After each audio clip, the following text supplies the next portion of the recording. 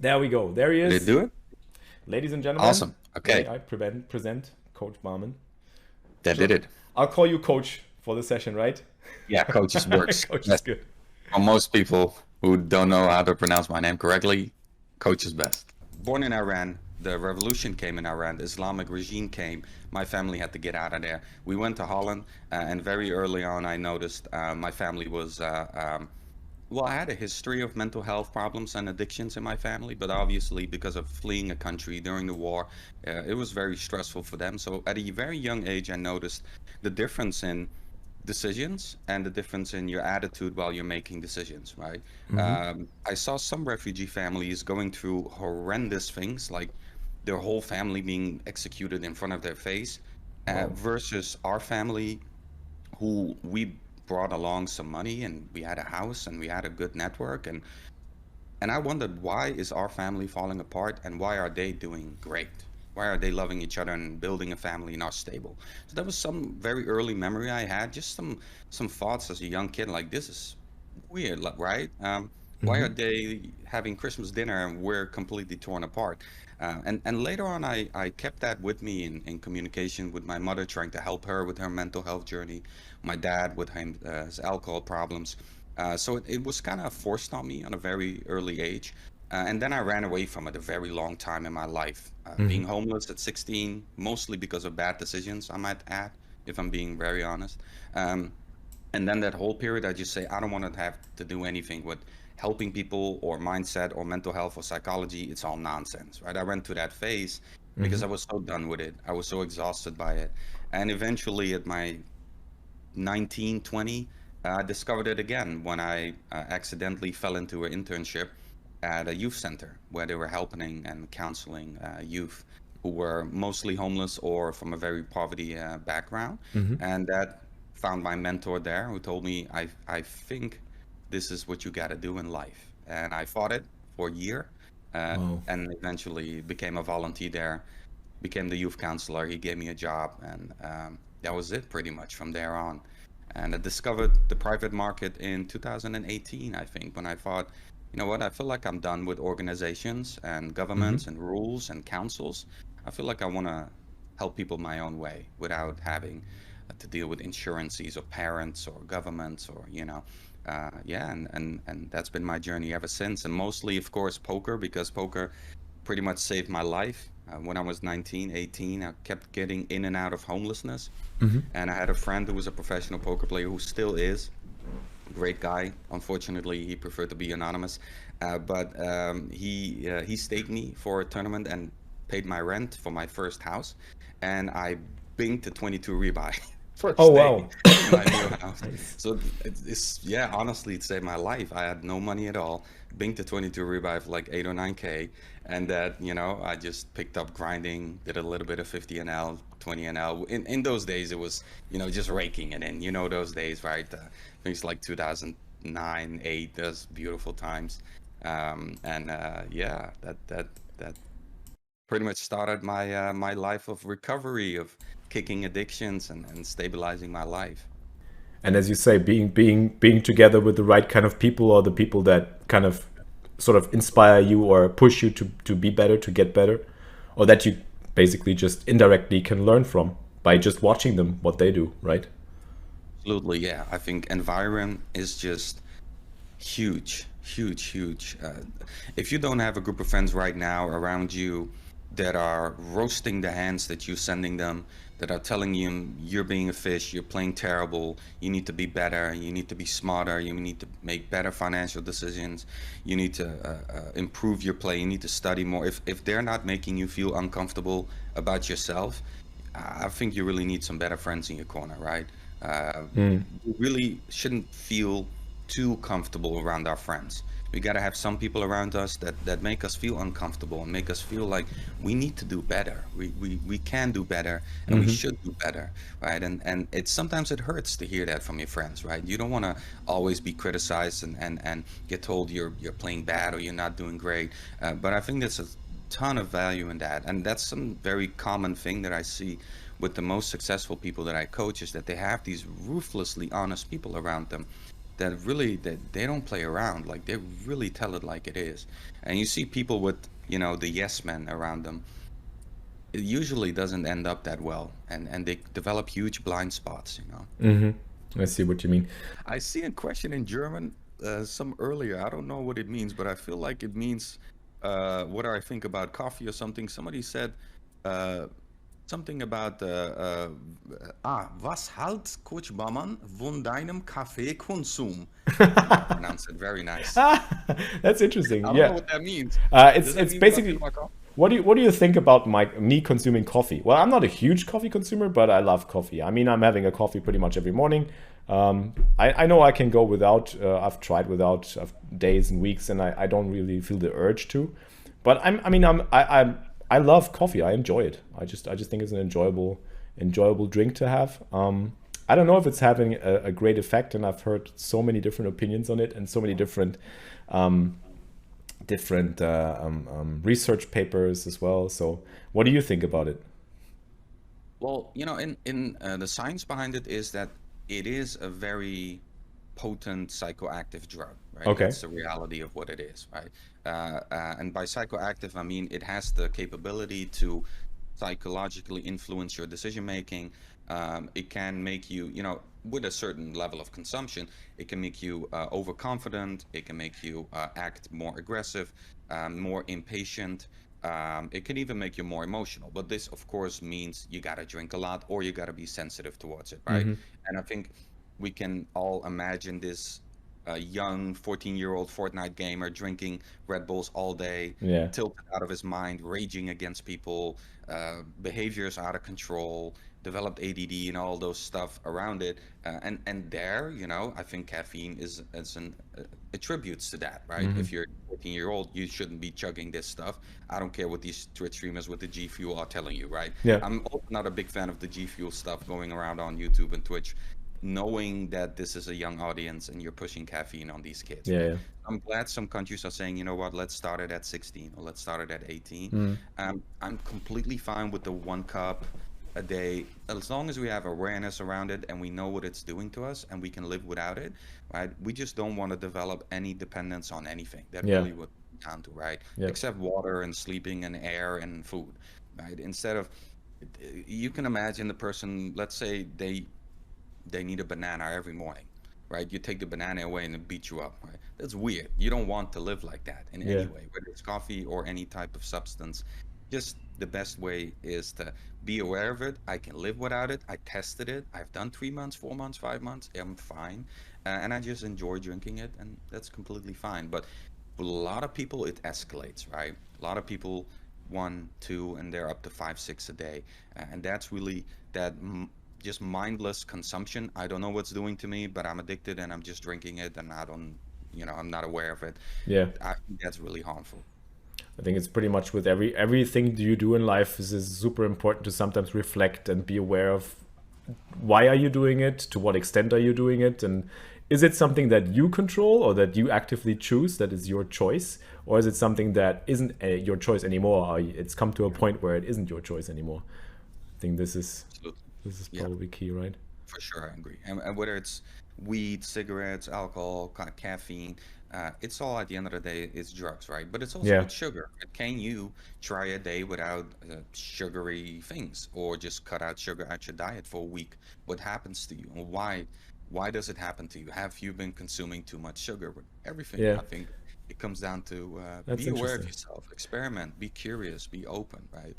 And don't just consume it. And I don't like those jokes when people say, "No, I gotta have my morning coffee first." Well, I mean, yeah, well, you're addicted then. That's pretty bad. Like, Yeah. right?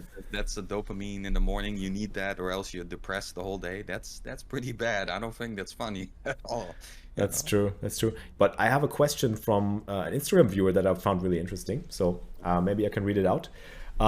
He's asking, how can I how can I get better at dealing with tourney bust outs that I've messed up myself. So where I made a mistake. Like, I think we're all there in this point, like accepting bad beats. We can talk about that, but I don't think that's super interesting. I've been talking about this like for ages. But it's more interesting. how do you deal with a situation where you know you fucked up yourself, where you made a huge mistake and you want to just kind of like move on and be able to become a better poker player still, and not let that influence your future decisions? Yeah, this is a question that came in GJ Reggie stream, Ali Shaban stream, and This is oftentimes recurring. in Raise Your Edge as well. It's a Yeah. really common question, and that's because that's, I would say, the biggest form of tilt, right? Mistake tilt. It really comes down to confidence. And do you have the right level of confidence that you believe that this is moment that you're in is not unique, right? If you feel like this is a unique moment and most likely I will not get it ever or soon again because I don't feel good enough or I'm not confident enough, then that mistake is going to sting a lot, right? But if you feel like this is just a mistake that I can learn from, move on, and I'm sure I'll get into a similar situation again soon because I'm confident in my skill set and I'm sure this big opportunity for me will come again, then it should be easier to deal with, right? Most of the time, if we're struggling with that, then we're feeling some scarcity around opportunities that's going to be presented to us just because deep inside, most likely, we're not doing enough, right? We're not doing enough to be confident enough to say, I'm sure I'll get another final table, right? If we need to talk about, final table, main event bubble, that is rough, right? That's a whole nother story. We need to maybe get some PTSD therapy there. That would hurt.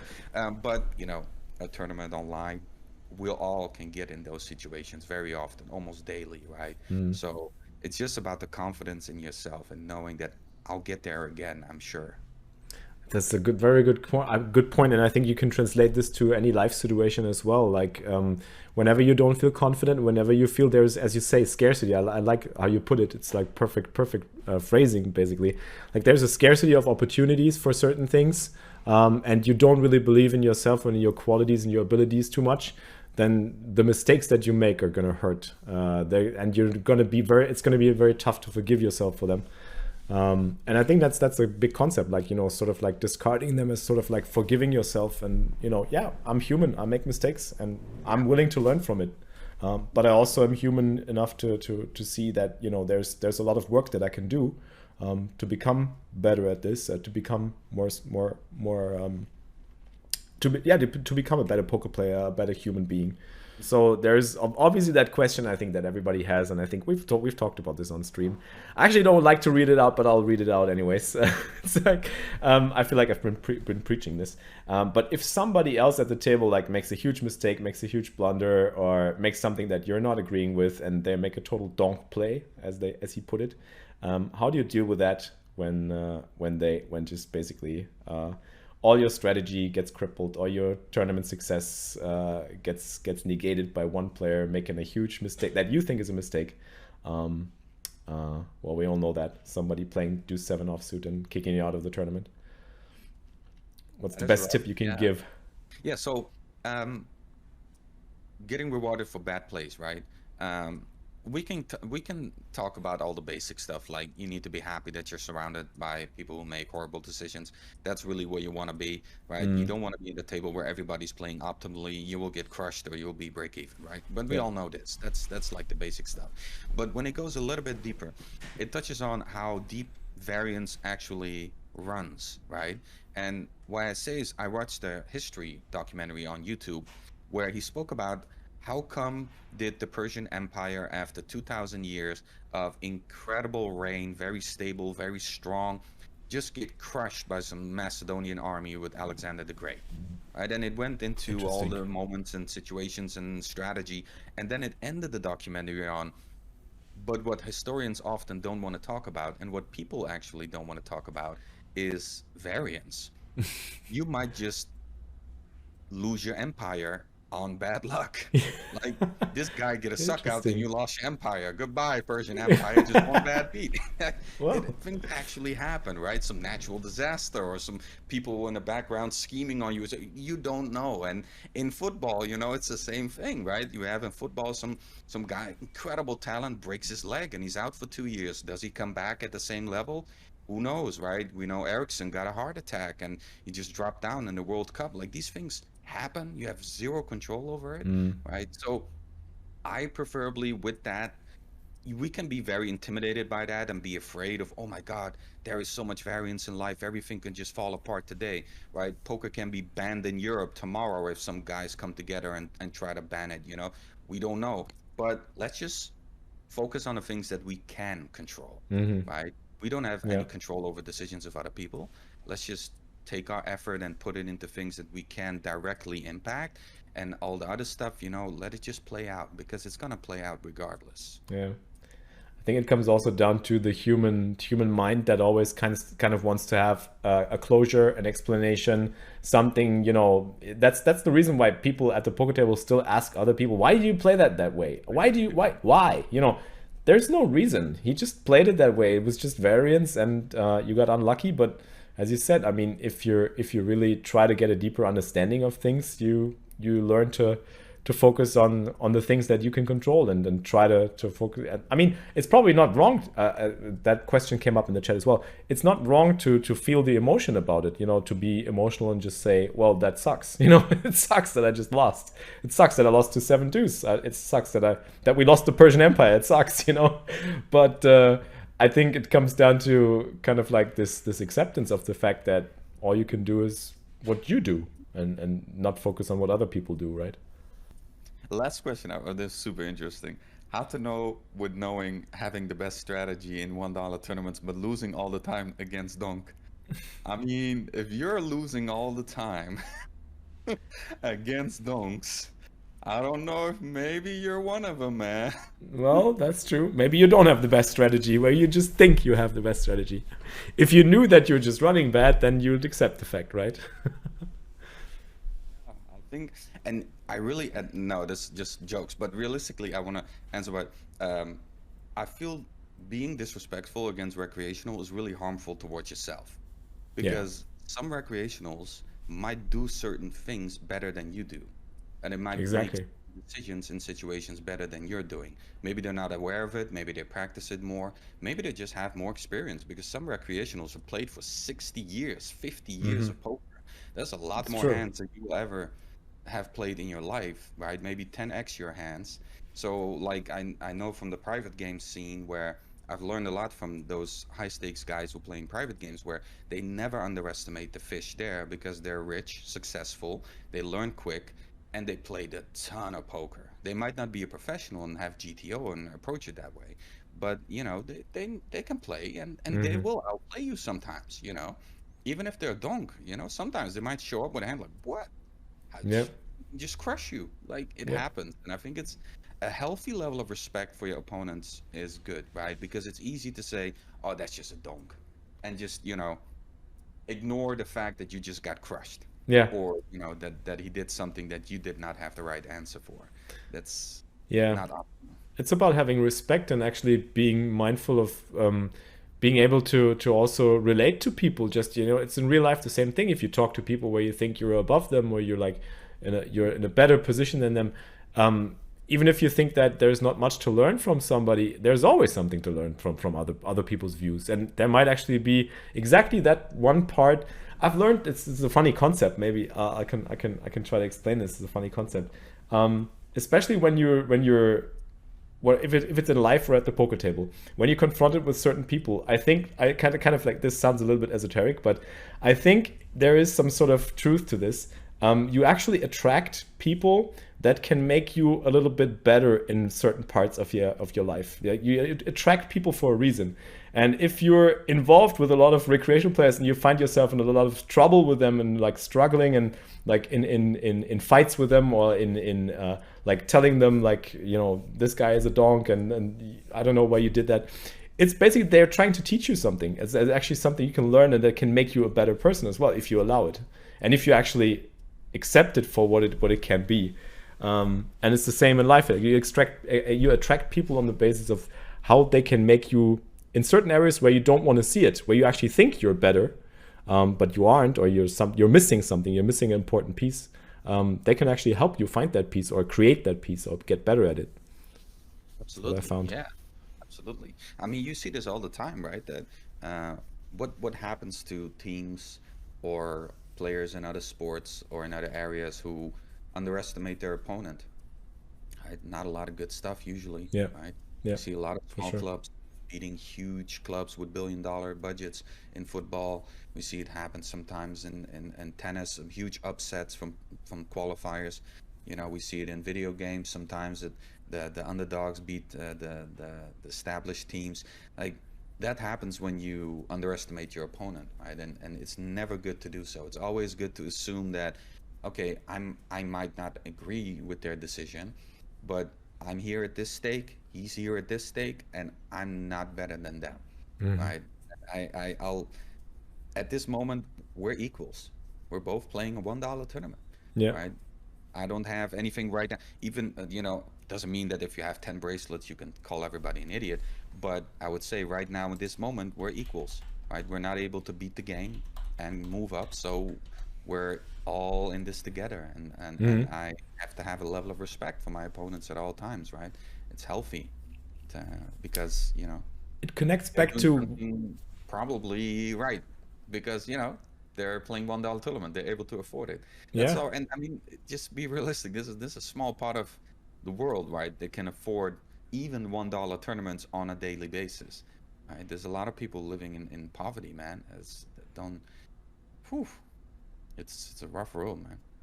I just wanted to connect back to the statement that you said at the beginning. I was actually thinking of a word. You might know it. It's a German word, but you can translate it to eye height, like Augenhöhe. You meet people at the height of the eyes, and that's what it's all about. Like, because if you don't, if you're here, you're not willing to learn from them. You're not accepting for what is. You're not trying to put the pieces together. And also on the other end, if you're starting here, if you just idolize people or you put them on a pedestal, same thing. You try to never reflect on what they say, what they do. You always think like, okay, so this Isolde guy, he's doing everything right. I have to be just like him, or like Federholz or Ben CB. They're the best players in the world, and I just have to play just like them, and so I'll just become what they are. It's probably that kind of like you try to meet people at the height of the eye, and that's the same with recreationals. Well, do you want to wrap it up with some hints to the course that you also have on Raise Your Edge, and especially like if anybody wants to contact you about coaching or wants to talk to you in a way or has some further questions, where can they Sure, reach yeah. you? Yeah, at coachbahman.com, at Coach Bahman on Twitter, Instagram, YouTube, LinkedIn, everywhere. It's at Coach Bahman. If you want coaching, reach out. We can have a chat about that. I'm developing a brand new performance program, which is shorter and it's more effective, more efficient, and it's also more cheaper than my first program that I developed. So I really want to I tried my best to like find a way to help more people more efficiently, more effectively. And I took all my lessons I've learned from the 2 years of coaching with all the poker players, chess players, golf players, business guys, crypto traders, business corporates, and piled it all in a completely brand new program. And that starts at the first week of January. So if you guys want to check that out, you're welcome to sign up and get some information about that. And we have a course, me and Ben CB. Ben CB made it first, and then I added my videos in it. I added actually adding quite a lot of them. I did one for Christmas. Gonna do another one. I think beginning of the year as well. Just gonna put a bunch of videos in there, and the Discord is great. Really, the channel is great too. You can use whatever code you want for that course, and as long as you get it, I'm cool with whatever. Uh, yeah, I mean, and YouTube, I'm super excited now about YouTube. Just Showing, that yeah. you mentioned, I'm super excited about that. I want to get back into YouTube from next year. I did a super deep dive into Mr. Beast the last week, just because I kind of got burnt out on YouTube. Uh-huh. I think you could see like I posted a lot, and I think I privated like half of my videos. I think that was my first like attempt to make this business legit, and that Mm-hmm. was like, I think 3 years ago I started on YouTube to build a brand, and I think I made like 800, 900, I think close to 1,000 videos Uh-huh. in 3 years, Wow. in two Cool. years, 2.5. Yeah, it's That's just awesome. every single day. And A then lot you of can see stuff. like the consistency kind of dropped. I wasn't focusing on the quality anymore. I kind of went all over the place. and I really lost passion for that. And that right there was a big lesson for me, to know that much better to spend a month on one video that you're excited about than, doing a video every single day because you feel like you have to. Oh yeah, I can relate so much. This has been the case with my Instagram. Like I put so much pressure on putting content out there, like every single day, every structured days. Like Monday is this, Tuesday is this, and now all of a sudden, like I feel myself in the place. Well, if I want to create something that I'm passionate about, it will show in the engagement and the reactions, and people will have more value from it, and I myself will have more fun doing it. So yeah, I definitely know what you're talking about there. Yep. It's so important. Definitely, man. This is the Unchained Mind Course that you can get on RaiseYourEdge, guys. Richtiger Anti-Mate. Danke dir für den 8 Monate Resub. It's been very quiet. The chat has been very, very helpful in keeping it quiet, like while we were talking. It's nice. Very nice, yeah. Yeah, you can check it out. It has I do have an off code for you guys. xflixx mind. You can use that. Yeah, use that. There you go. Yeah, and you can contact the coach on all the other platforms. Like you're active on Instagram, Twitter, all the platforms. Definitely. Twitter, Instagram, all that good stuff. And yeah, hopefully I'll have a little bit more time for all that social. I really loved social media in the beginning when I discovered it. Then I became too obsessed, burned myself out, and now I'm really rediscovering it in a healthy way. And yeah, I'm enjoying it again. So that sounds good. Make a couple banger videos next year for sure. Cool. We're excited. Well, it's been a real pleasure to talk to you. I really enjoyed the talk a lot. Really, it's been giving me a lot of things to think about myself, and yeah, it's really, really helpful. And I hope that my community has found it helpful as well. So do leave some feedback. Clap it up for Coach. I'll try again. Bahman. Yeah, Bahman is good. It's better. I'll try. So clap it up. Put some GGs in the chat or some grind love. All the emotes. Yeah, the people claps, please. That's nice. That's what the kids say these days. Yes, people clap. Yeah, it's been amazing. Really, thank you so much for your time. It's been like over 2 hours now that we've been talking, and I've forgotten the time completely. So yeah, awesome. Thank you so much, Felix. I'd love to check in some other time soon. Maybe sometime we have a big tournament coming up. We can talk a little bit beforehand or whatever. For sure. Mindset, so please hit me up whenever. That'd be awesome. I'll do that for sure. I'd love to have you back, and I think I speak for my community. They would love to see you back as well. So thank you so much for your time. Really enjoyed this. Awesome. Thank you. Have a good one. Bye. Talk soon. Bye-bye.